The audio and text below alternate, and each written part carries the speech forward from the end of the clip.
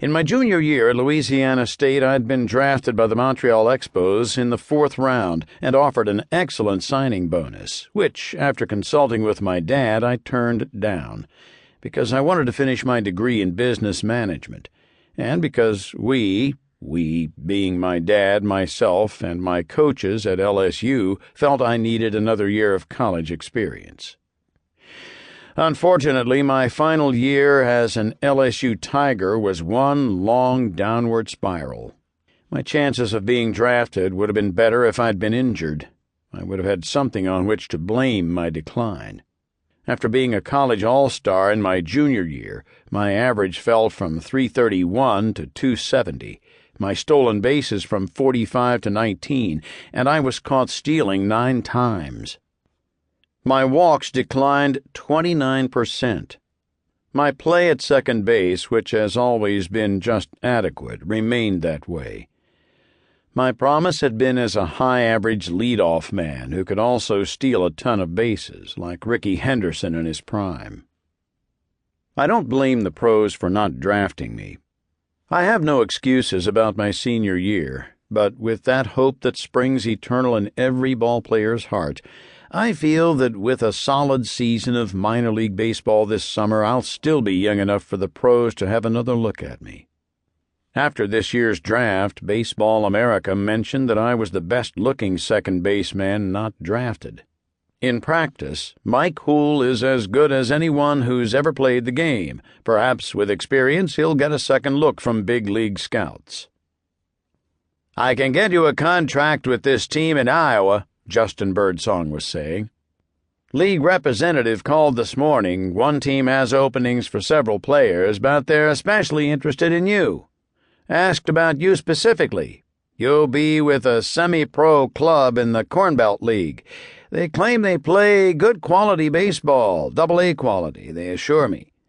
They also tell me that major league scouts make regular stops at all the ballparks in the league.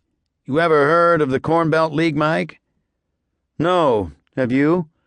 "I just thought with it being in the Midwest and all." "What part of Iowa is it in?"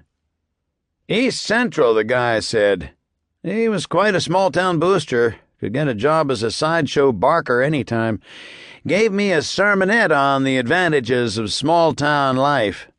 The time he finished, I was homesick for my folks' little clapboard house in Arkansas for about 15 seconds, until I remembered having to sit in the balcony of the movie theater, and that there were 2 sets of washrooms and water fountains at the town service stations. It had never occurred to me that Justin Birdsong was black. "Anyway, are you interested?" "Teams in organized baseball aren't exactly burning up the wires to either of us." "That's the spirit," said Justin. "I'll tell them you accept. They'll wire you your travel money. You're to report to Grand Mound, Iowa, day after tomorrow. You fly into Cedar Rapids, and someone will meet you there. By the way, since the Corn Belt League is unaffiliated, all the teams are self-supporting. What will happen is you'll get a base salary, and one of the local merchants will give you a job in the mornings. You'll have your afternoons free to practice and your evenings to play baseball." The salary he named wasn't enough to pay room and board, and I told him so. "You get free board and you room with a local family, so that lowers your overhead considerably." "Great. I get to live American Gothic." "In case I didn't mention it," Justin Birdsong added, "I only take commission on your baseball salary." "What kind of morning job?" I asked. "I'm a business major. I don't want to work in a packing plant or a welding shop." "They were real excited about you being a business major, one of the reasons they asked for you. The local insurance office will pay you to work for them. You'll do fine, Mike.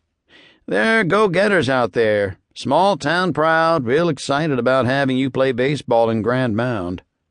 "It doesn't look as if I have much choice," I said. "I'll be there.